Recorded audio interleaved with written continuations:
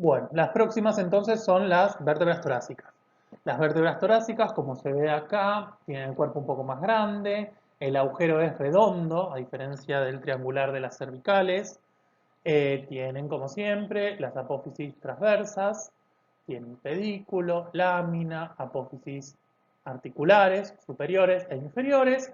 Y una de las cosas que primero llaman la atención es la apófisis espinosa. La apófisis espinosa es una de las cosas más obvias para identificar una vértebra torácica, porque, como se puede ver en la imagen, es oblicua hacia abajo y atrás. ¿Está bien? O sea, es claramente diagonal, oblicua. ¿Está bien? La otra cosa que salta a la vista enseguida es que hay un montonazo de carillas articulares. Ven que hay por todos lados.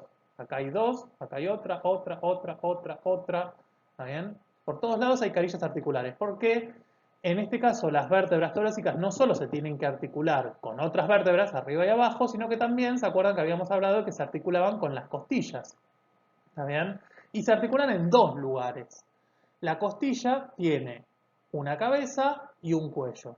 Y se articula en dos lugares con las vértebras. La cabeza toca con el cuerpo, la articulación costovertebral, y el cuello toca con la apófisis transversa, en la articulación costotransversa.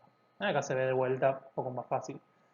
Ven cómo la cabeza de la costilla se articula con el cuerpo, luego va hacia atrás y lateral y se toca, se articula con la apófisis transversa. Entonces ahí tenemos otra articulación. Y después sí, ya sigue su camino para dar toda la vuelta y eventualmente llegar hasta el esternón, adelante.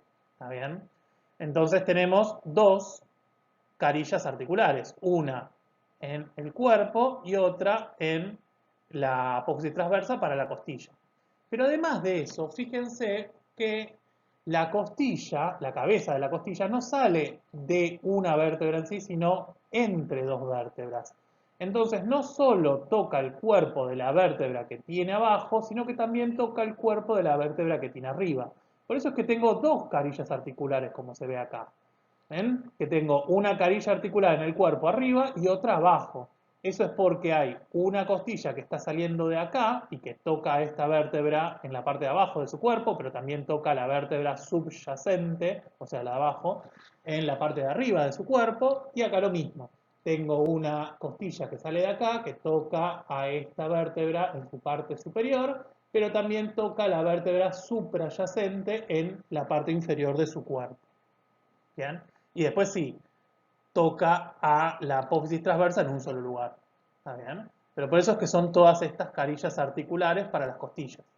Tres de cada lado, fíjense, porque dos en el cuerpo y una en la transversa. ¿Está bien? Y lo mismo del otro lado. Las próximas vértebras son las lumbares. Las lumbares tienen el cuerpo más grande de todas. El agujero de vuelta, como en las cervicales, volvió a ser triangular. Tenemos de vuelta las apófisis transversas, las apófisis articulares superiores, la apófisis espinosa, láminas, pedículos. ¿Está bien? Pero ahora se va a sumar algo nuevo. Acá vamos a tener que las vértebras lumbares tienen esto que se conoce como apófisis o proceso mamilar. En las apófisis mamilares, acá de vuelta, fíjense en esta vista posterior, estas son las apófisis espinosas, en esta vista posterior tenemos que están ahí pegaditas a la apófisis articular superior. ¿Está bien? Acá está la apófisis mamilar, pegadita. ¿Está bien? Que son características propias de las vértebras lumbares.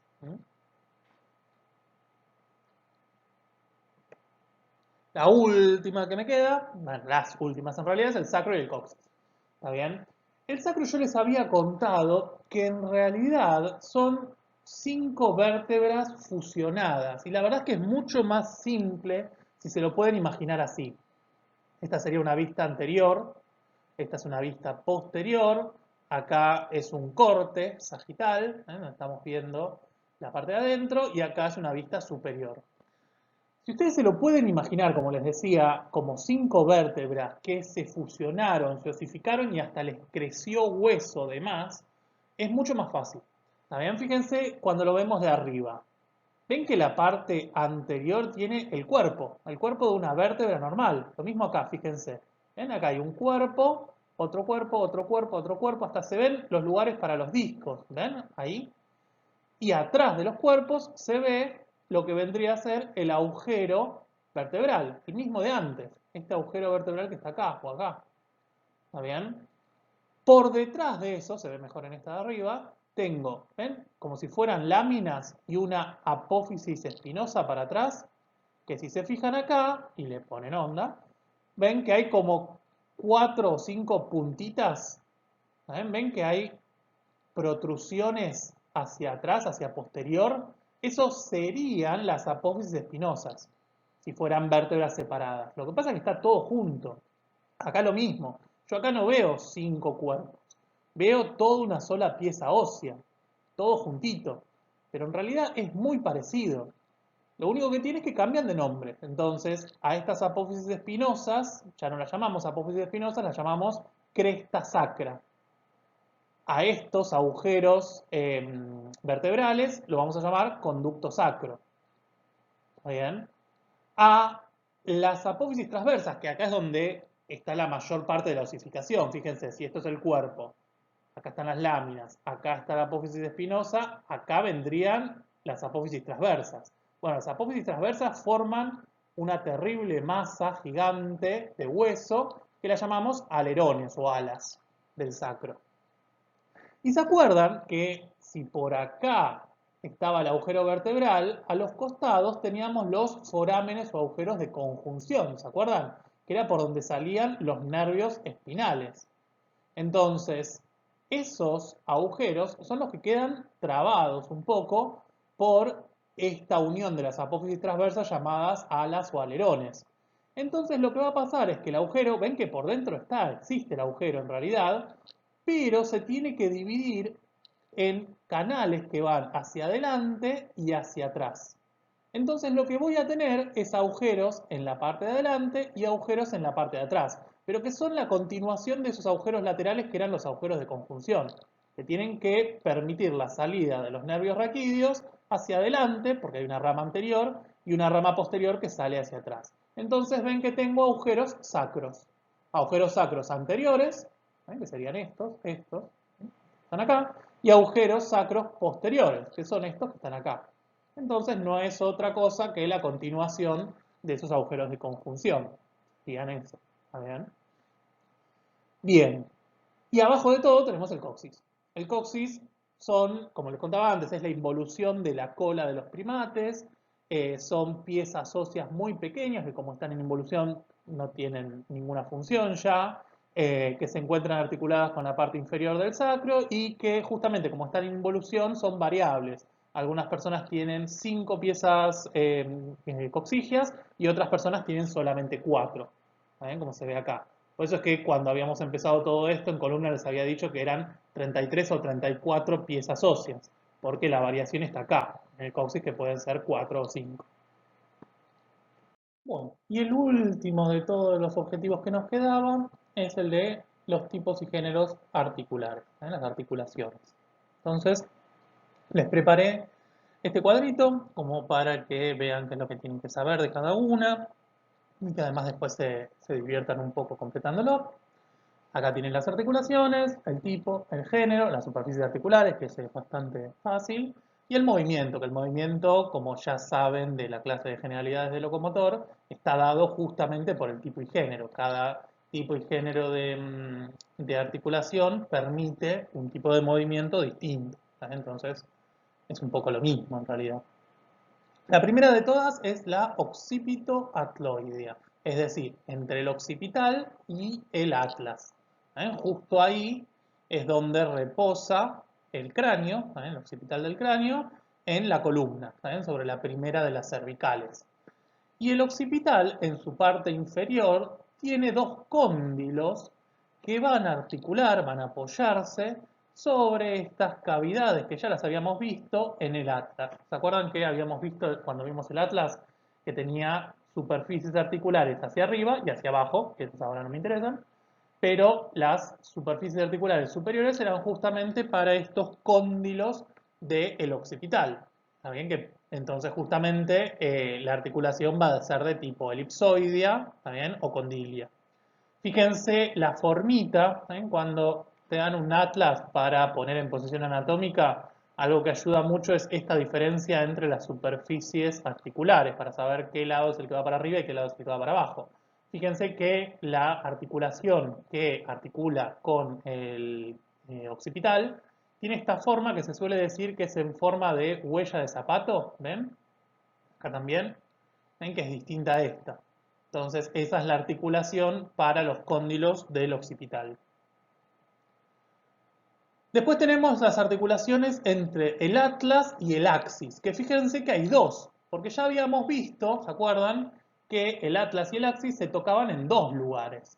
¿Está bien? Teníamos las superficies articulares, las apófisis articulares superior e inferior, donde se van a tocar, se van a articular los dos huesos, y después aparte teníamos el lugar donde interactuaban, donde articulaban la apófisis odontoides o diente del axis con el arco anterior del atlas. Entonces hay dos tipos de articulaciones. La atlantoaxoidea, es decir, la que es entre el atlas y el axis propiamente dicho, entre las apófisis articulares, esta es de tipo plana, y la atlanto-odontoidea, porque es específicamente con el diente del axis. En que esta articulación, justamente ya la habíamos hablado, era la que era de forma cilíndrica, trocoide, ¿ven? Que era justamente, ¿se acuerdan que las articulaciones de tipo diartrosis o sinoviales y género trocoide o cilíndricas eran las que me permitían el movimiento de rotación? Por eso es que podía hacer la cefalogiria, esto de mirar hacia la derecha y hacia la izquierda girando la cabeza, ¿saben? Rotando la cabeza es en este punto y es justamente por esta articulación trocoide. Algo parecido pasa con el resto de las vértebras, también se tocan en dos lugares. Primero tenemos las articulaciones de los cuerpos entre sí, ¿está bien? La primera articulación que tenemos es entre los cuerpos, pero fíjense que no es directamente entre los cuerpos, sino que interpuesto en el medio tenemos el disco. Este disco que, fíjense en esta imagen, se ve bien cómo hace de colchoncito, ¿se acuerdan? Entre las dos vértebras, los cuerpos vertebrales, para poder distribuir mejor esta presión que se ejerce sobre los cuerpos vertebrales. El movimiento que permite esta articulación es de tipo sínfisis, ¿está bien? Es justamente como tiene un cartílago en el medio, sería una sincondrosis. ¿Se acuerdan que condro quería decir cartílago de histo, condrocito, condroblasto? Entonces una sincondrosis es justamente porque tiene el cartílago en el medio. Y esta animación se las puse porque, si bien la articulación entre una vértebra y la otra presenta muy poco movimiento, también poca amplitud de movimiento, pero tienen que pensar que tenemos 30 piezas óseas, también más de 30 piezas óseas, o sea, en realidad las últimas, que son el coxis y el sacro, ya no tienen articulación entre ellas, pero todas las demás sí. Entonces, al ser tantas, si bien cada una se mueve un poquito, pero cuando yo sumo el movimiento de todas ellas, la espalda en total, el tronco, la columna, tiene muchísimo movimiento, ¿está bien? Aunque el movimiento que aporta cada una de las vértebras en su articulación es poquito. Y el otro lugar donde se tocan es en las apófisis articulares. Justamente teníamos apófisis articulares superiores e inferiores de cada vértebra. Entonces, ahí también se articulaban, aparte de los cuerpos, en las apófisis articulares. En el caso de las cervicales y de las torácicas, esta articulación entre las apófisis articulares es de tipo plana, mientras que en las lumbares es de tipo cilíndrica o trocoide también. Justamente si ustedes se fijan, así como puedo rotar la cabeza, también puedo rotar la columna, pero solamente a nivel lumbar. Si yo quiero rotar, girarme, también girar la columna, solamente gira a nivel lumbar. Y eso justamente gracias a esta articulación que es distinta a las otras dos, y acá sí permite rotación, porque de vuelta la trocoide permite rotación, mientras que estas no. Las últimas que me quedan son la sacrolumbar. El sacro se articula con los huesos coxales, ¿ven? Acá y acá. Esta articulación es de tipo plana, tiene muy poco movimiento, un poco más en el niño y se va perdiendo esa movilidad a medida que vamos envejeciendo. Y la última, que es entre el sacro y el coxis. ¿Se acuerdan que ya les había dicho que el coxis tenía ninguna función en realidad? Y justamente por eso es que la articulación acá no va a tener movimiento, es una sínfisis con también un cartílago en el medio, interpuesto, pero simplemente tenemos la articulación. Bueno, y por fin entonces terminamos con todos los objetivos. Entonces ahora sí me puedo dar el gusto de meter un par de extras. El primero es la parte de imágenes. ¿Saben cómo se ven esas vértebras, por ejemplo, en una tomografía? ¿Saben? Fíjense, acá tenemos el cuerpo, tenemos el agujero vertebral, tenemos la apófisis espinosa, tenemos la apófisis articular, el pedículo y tenemos la apófisis transversa. ¿Saben? Todas las partecitas que habíamos visto antes, en esta se ven perfectas. Algo parecido pasa en esta radiografía. Fíjense que esta se ve muy bien. Podemos ver acá los cuerpos, ¿ven? Y acá el macizo apofisiario. Que fíjense cómo en una radiografía, recuerden que teníamos una superposición de imágenes. Entonces, acá ya es bastante más difícil poder distinguir una estructura de la otra. ¿Ven? Fíjense en esta. Acá. Acá tenemos, justamente se ve perfecto esto que decía de la superposición de imágenes. Fíjense que tenemos, el primero tenemos los coxales, el sacro, acá, o sea que esto va a ser una columna lumbar. Acá tenemos algunas ya de las costillas. Entonces tenemos los cuerpos de las vértebras lumbares, que se ven perfecto, pero fíjense que vemos estas estructuras, ¿saben? Que es justamente eso, la superposición de las apófisis, ¿saben? Del macizo apofisiario.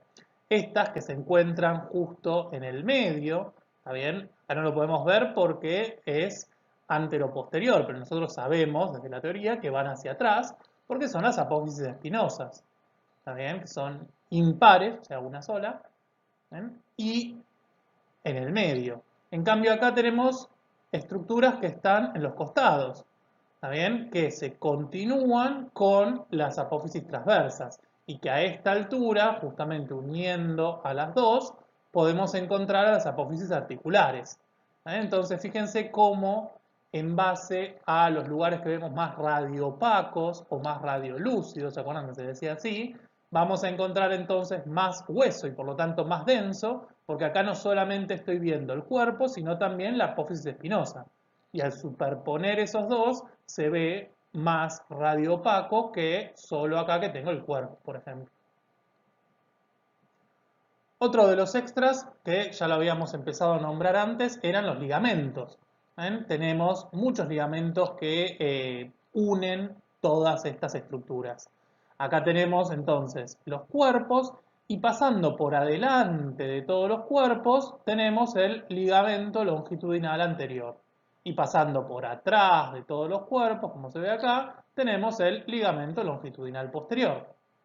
Además de eso, pasando por atrás de todos los ligamentos, perdón, de todas las apófisis espinosas, tenemos el ligamento supraespinoso. ¿Está bien? Y después tenemos más ligamentos. Tenemos este ligamento que, como se ve acá, está uniendo la lámina de la vértebra de arriba, la suprayacente, con la lámina de la vértebra subyacente. ¿Ven? Acá lo mismo, fíjense. Este ligamento que une las láminas, ven que acá tengo uno, acá tengo otro, acá tengo otro, ¿está bien? Esos ligamentos forman el ligamento flavo o ligamento amarillo, o ligamentum flavum latín. ¿Está bien? Ese ligamento amarillo entonces me va a estar uniendo las láminas. Después tenemos, fíjense, este ligamento, así como teníamos un ligamento que pasaba por atrás, por la puntita de las apófisis espinosas, también tenemos ligamentos que me están uniendo las apófisis espinosas, la de arriba con la de abajo, y otro para esta con esta, y otro para este con esta, acá. ¿Está bien? Este ligamento que está entre las apófisis espinosas se va a llamar ligamento interespinoso. Acá está de nuevo, interespinoso. Y el último que me queda, así como hay un interespinoso, también tengo ligamentos que me unen las apófisis transversas con la de arriba y la de abajo, que es el ligamento intertransverso. Y lo último de todo, ya es un caso clínico, una patología, algo como para que puedan aplicar y entender un poquito más algo de columna. ¿Se acuerdan que habíamos hablado de los discos que estaban entre los cuerpos vertebrales, que estaban formados, ¿se acuerdan?, por cartílago fibroso alrededor y el núcleo pulposo en el medio? Esos discos servían para distribuir y soportar mejor las presiones que se ejercen sobre los cuerpos vertebrales. Ven como ahí está siendo aplastado por la presión. Sirve de colchoncito. El tema es que si hacemos mucha presión sobre ellos, a veces es más de lo que el anillo fibroso puede soportar y se rompe. Y por lo tanto el núcleo pulposo sale hacia afuera. Imagínenselo como una bolsita con gelatina en el medio. Si esa bolsita se rompe, la gelatina sale para afuera. Se rompe y salió para afuera. Y cuando sale para afuera, lo que puede pasar es que esté comprimiendo o directamente a la médula o alguno de los nervios raquídeos que salen de esa médula. Y lo que ocurre en ese momento es que ese nervio va a perder parte o toda su funcionalidad. Si un nervio sensitivo vamos a perder sensibilidad, si era un nervio motor podemos perder el movimiento, podemos tener una parálisis incluso, ¿está bien? Y dentro de la sensibilidad también lo que podemos tener es dolor, es bastante común. Acá otra imagen donde se ve lo mismo, fíjense acá se ve bien esta bolsita que era el cartílago fibroso y el núcleo pulposo saliendo y comprimiendo al nervio raquídeo. Todo esto seguramente lo habrán escuchado alguna vez porque causa dolor en las personas que lo padecen. También seguramente van a ver algún paciente que tenga una hernia de disco, que es lo que estamos viendo. La hernia que es cuando algo sale de su lugar. La hernia de disco es justamente porque el disco está saliendo del lugar que le corresponde y está comprimiendo esa terminación, perdón, ese nervio raquídeo y por lo tanto causa, en este caso, dolor. Bueno, espero que les haya gustado. La verdad es que me costó muchísimo hacerlo, más de lo que pensaba, compaginarlo y armarlo todo, o sea que espero que les haya servido, que haya aclarado algún punto, que hayan entendido mejor algo después de haberlo escuchado. Cuéntenme en los comentarios a ver si les sirvió para algo. Y obviamente si tienen cualquier duda o lo que sea, me preguntan. Eh, Les dejo un ejemplo muy claro de esto que hablábamos antes, de que cada vértebra se mueve muy poquito, pero cuando juntamos ese poquito movimiento de cada una de las vértebras y sumamos el granito de arena que aporta cada vértebra, logramos que la columna vertebral en total tenga una flexibilidad y un movimiento que es increíble. Bien, les mando entonces un beso grande, virtual y libre de coronavirus a todos. Chau, chau.